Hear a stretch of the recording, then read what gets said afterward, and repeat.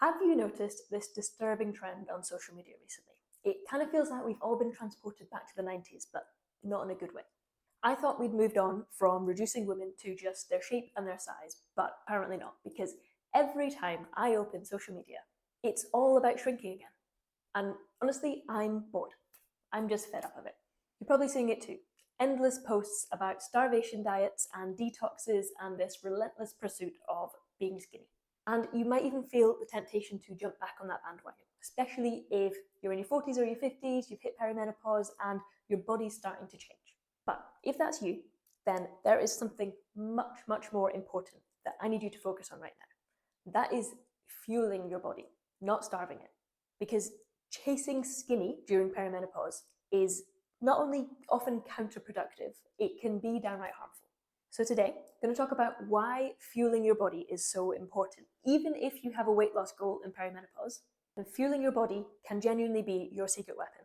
And honestly, skinny culture is probably the last thing your body needs right now. Hi, I'm Sally. I've been a coach for women over 40 for the last 15 years, and I've also been through early menopause myself. I've reversed the osteopenia that came with it, and I've lost the weight that came with it. So I am walking proof that these things can be done without a starvation diet, without even getting hungry once. And that's why I've made it my mission to help as many women as possible in this position who want to use strength training as self-care, as a way to give themselves headspace, and as a way to future-proof their bodies so you can say yes to more adventures, to more things that come your way without worrying about your body keeping up with it. And a lot of that comes down to making it stronger and fueling it well. So first things first, let's talk about why chasing skinny is actually counterproductive and potentially harmful in perimenopause. And then, more importantly, I'm going to go on to what you should actually be focusing on instead. Firstly, because of the effect on your hormonal fluctuations and your blood sugar if you are effectively starving yourself. If you are already going through the ups and downs of perimenopause and you're on that hormonal roller coaster, the last thing that your hormones need, that your body needs, that your mood needs is more fluctuations in your blood sugar. If you restrict your eating too much, you are going to cause even bigger fluctuations in blood sugar, in mood swings, and all that results in is bigger energy crashes and more cravings. And they're the last thing that you need in perimenopause. Added to that, if you're already feeling sluggish and low in energy, and you're juggling a million different priorities like work, like family, like a social life, like some semblance of self-care if you can fit it in, then restricting your energy intake is just going to make you feel worse. Your body needs fuel to manage your energy levels, to manage an active lifestyle, and to manage stress. Cutting calories too drastically is just going to leave you feeling more exhausted and make everything feel harder.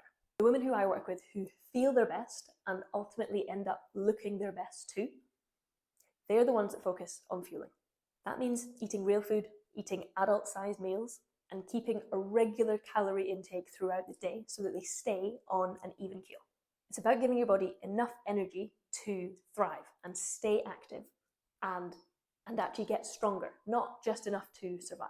Added to that, one of the main priorities during perimenopause should be to build muscle mass and bone density. That is what future-proofs your body and prevents things like osteoporosis, osteopenia, or really just getting weaker and fragile in your later years. Now is the time that we need to start putting that work in. This is a critical period for doing all those things for your body. And 9 times out of 10, the women that I work with who focus on fueling as they get stronger, they're the ones that start to lose dress sizes, that start to feel less bloated, and genuinely look the healthiest with the most energy. Okay, so what does fueling actually look like in real life for the women that I coach? It's not complicated, and it's definitely not as exciting as some of the fads that you might see pushed around on social media. It is literally the basics done well and done consistently. Things like eating protein at every single meal. Now, I'm talking 3 or even 4 meals per day, because protein, it boosts your feeling of fullness, so you snack less. It helps you keep on an even keel blood sugar-wise. It improves your immune system, and obviously it supports any strength training you're doing so that you can build or maintain your muscle mass.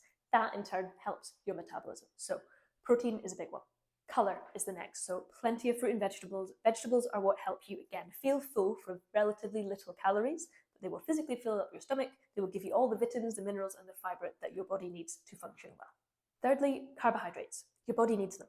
They are your body's main source of energy, of fuel. So don't be scared of them, don't avoid them. You can still eat carbohydrates even if your goal is to lose weight. Fourth one, simple but effective, staying hydrated. That is what's going to reduce your bloating. It's what's going to help you, again, feel clearer headed, reduce that brain fog, keeping yourself hydrated throughout the day. Simple, but it works. Number 5, meal timing. So we want to make sure that we're eating steadily throughout the day, but also timing your meals around your training and around any exercise that you're doing, and also recovering from that exercise. So that's where it gets a little bit more technical, but again, it doesn't need to be complicated. It's all about making sure you don't get hungry, you don't feel like you're starving, and you feel well fueled for whatever it is that you're doing that day.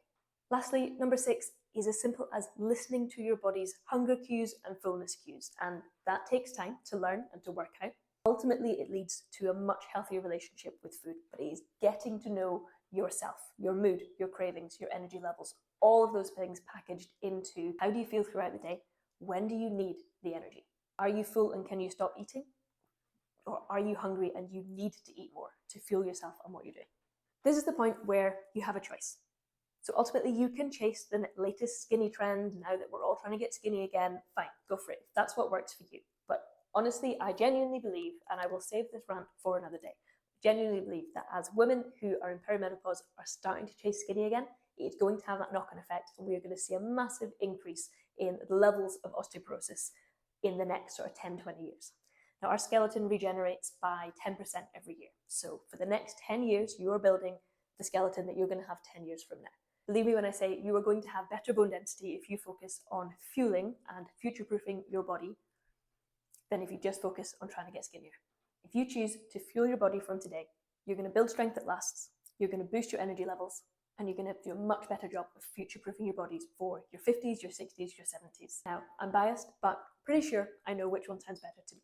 Now, this doesn't mean that you can't lose weight in perimenopause, start to look and feel better. It just shifts the focus, the mindset that you have in your head. Now, if you want to find more about what I do, there's links in the descriptions too. There's some free downloads for strength training, and there are some beginner's guides in there. So have a look, take the next steps if you feel ready. I hope you found this helpful. Don't forget to hit like and subscribe if you want to see more videos like this, and let me know if you have any questions at all. I'll hopefully see you soon.